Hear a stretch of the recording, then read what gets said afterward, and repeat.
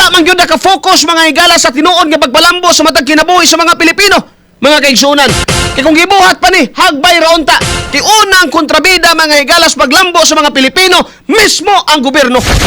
Bullseye. Kauban si Katropan Arnel Cortez. Bullseye. Ang una mga higalang tinuod nga utok talangka o naay crab mentality, mao ang atong gobyerno mga higala. Bullseye! Bullseye! Sulaig negosyo. Bisag wa pa kay ginansya. Ha, tinuod na.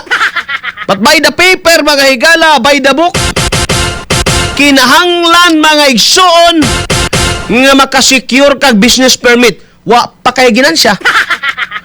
Ha? Di pa kasigurado mga igalag, mulahos ba ng imong negosyo pero bayad way kusmod. Kaya ang gobyerno maniguro. Sulay. Exist diya sa katuig way permit mga igala.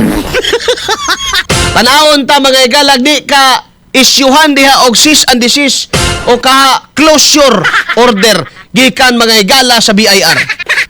Tinuod na mga igsoon. Pero kung ang gobyerno mapalpak sa pagserbisyo niya dito sa tao, nag-unsa ta? Makapaningil ba ta?